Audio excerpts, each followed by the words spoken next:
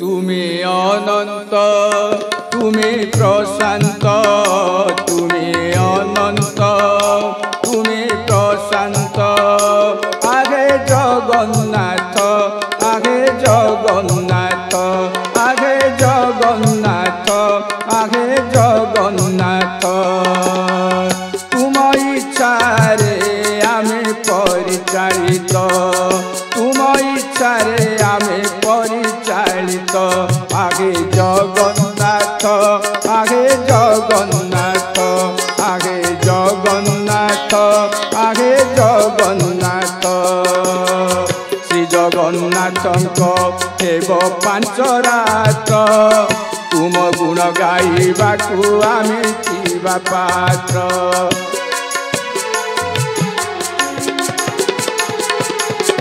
श्री जगन्नाथ हेब पांच रात तुम गुण गाइबाकू आमे जीवा पात्र तुम्हें अनंत तुम्हें प्रशांत तुम्हें अनंत तुम्हें प्रशांत हाय जगन्नाथ आगे जगन्नाथ जगदानंद कंदाय प्रणतार्ते हराय च नीलाचल निवासाय जगन्नाथाय ते नमो।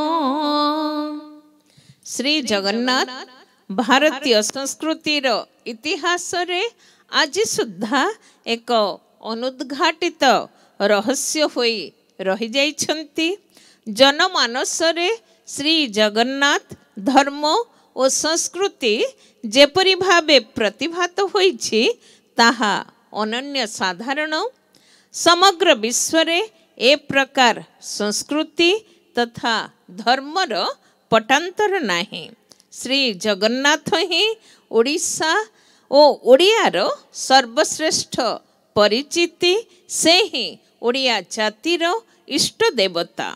श्वेताश्वेतर उपनिषद वर्णना करे सबेति वेद्यं न च तस्यास्ति वेत्ता अर्थात से ही समस्तंकु जानिला वाला मात्र तांको जानिबा को आज पर्यंत केही मध्य समर्थ होई पारि नाहंती।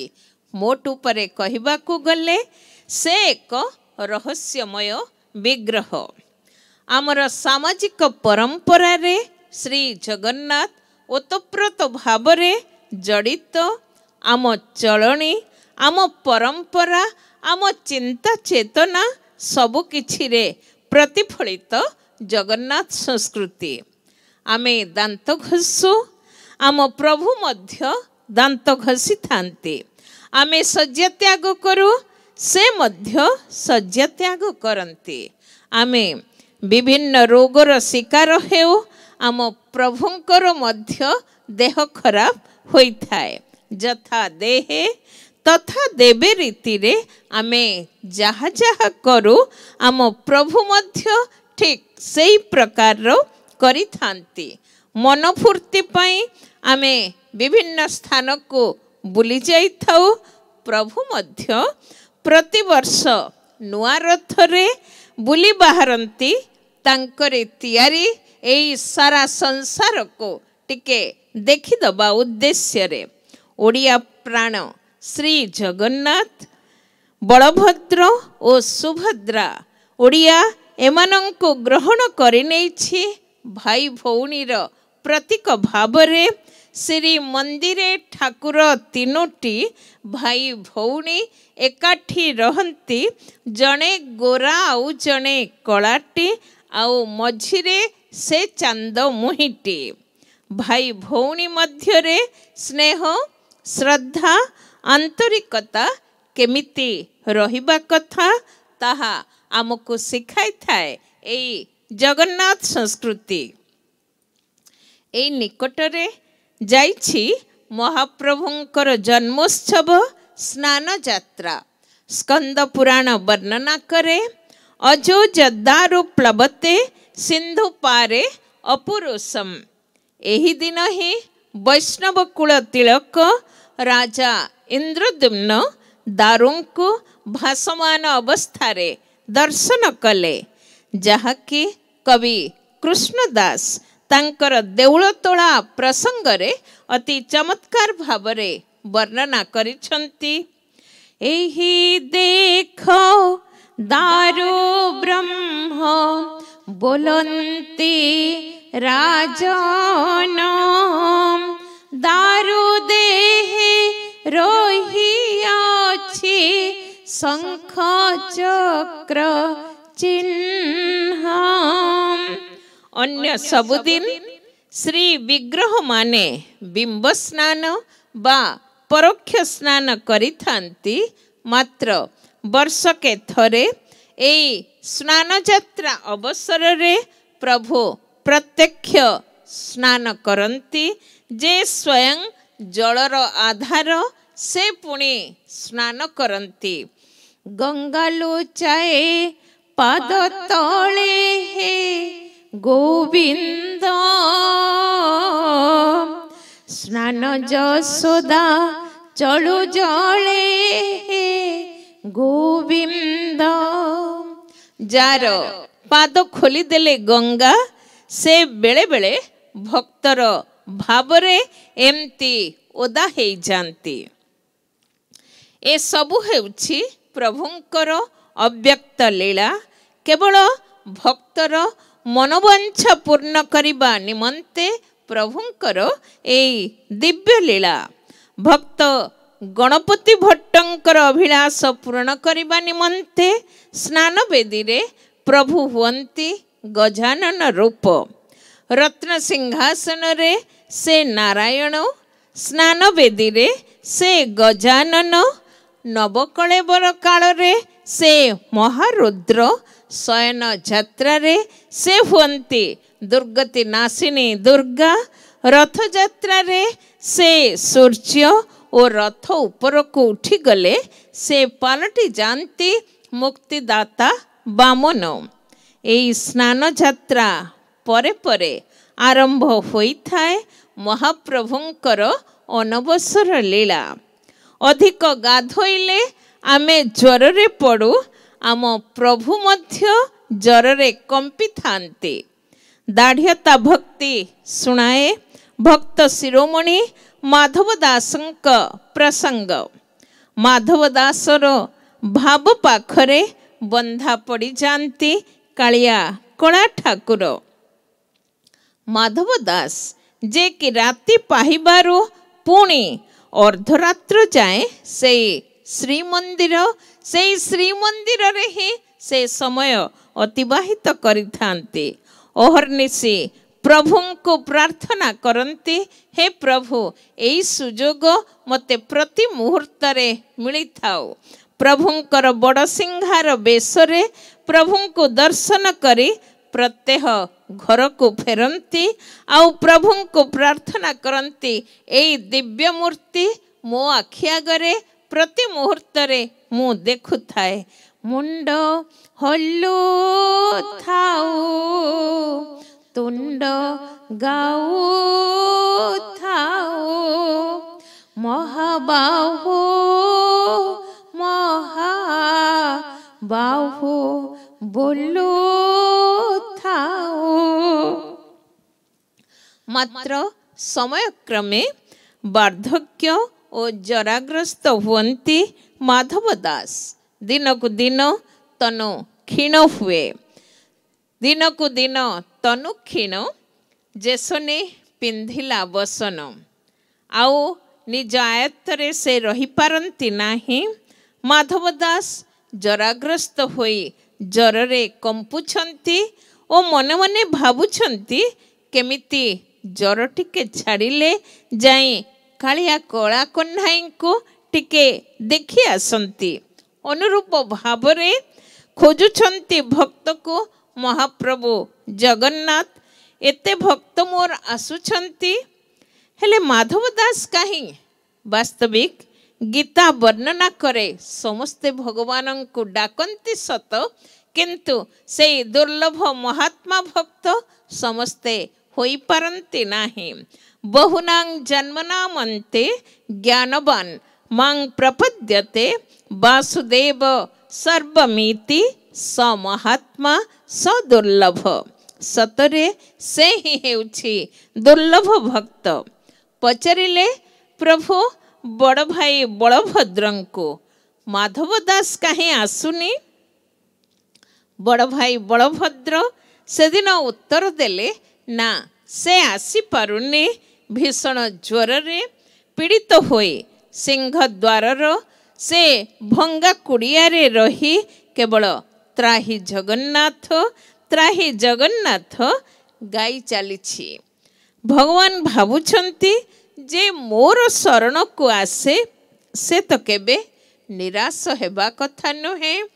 जहाँकि भागवत वर्णना करे हरि चरणे जार श्रद्धा ताकु न लागे भव बाधा। प्रभु कहउछंती भाई चल टिके देखि आसीबा से माधव दासर अवस्था। बलभद्र जगन्नाथ स्वर्ग द्वारर से भंगा कुड़िया रे पहुँची गले एवं डाकुछंती माधव माधव। ए कंठस्वर शुणी चमकी उठिले माधव दास। ये तो चिन्हा चिन्हा कंठस्वर आउ कौन मो प्रभु आसीगले किए? तेणु प्रकृत रे ए संसार रे अनेक बंधु थिले मध्य प्रभु होउछंती सर्वतंत्र स्वतंत्र जग बंधु हे बंधु तुमे मोहर आउ जेते बंधु दिया निया बंधु नदेले ननेले किए कहार। वास्तविक आज प्रभु कौन आसीगले? कांथरे भरा दे धीरे धीरे उठुचंती माधव दास। मिंजी मिंजी जलुथिबा दीपर आलोकरे देखिले प्रभु जगन्नाथ ओ बलभद्रंको। कांदी उठिले माधव दास। हतज्ञान होई जाउछंती माधव कौन कहिवे? प्रभु माधव दासंको बिछना रे सुआई पाद चिपिबाकू आरंभ कले। भो भो होई कांदुछंती माधव दास। प्रभु काहीकि मोते एते बड़ अपराधी सजाई देउछंती? प्रभु सुनौछंती यह तो मोर कर्तव्य। मो भक्त करिले शयन चापे मु ताहार चरण तार चरण रेणु आसे आबोरी थाए चौपासे। मात्र पाद घुंचाई नेउछंती माधव दास। प्रभु सुनाउछंती हौ माधव सेवा करिबार सुजोग तो देल नाही। मु कहि रखुछि सतरे जदि मु सत्य नारायण आज ठारो एई मुहूर्तरो तुम ज्वर को नहीं आमे दुई भाई ज्वर रे कंपिबु आउ तुमे हेबो रोग मुक्त। जार नाम नहीं गले ज्वर पलाए। जार आउ एक नाम हेउछि विगत ज्वर से पुणी ज्वर रे कंपिले।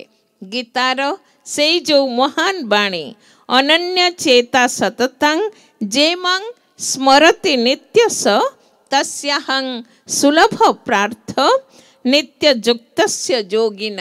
एई बाणी को आज सार्थक करिदेले प्रभु भक्त पाई। प्रभु सतरे केते उदार। एई कथा को नहीं प्रभु आज अनवसर रे ज्वर रे कंपुछंती। आहुरी लोक कथा कहे महालक्ष्मींकर जन्म पूर्वरु वरुण राजांकर आउ एक कन्या थिला आउ जहाँकर नाम थिला अलक्ष्मी।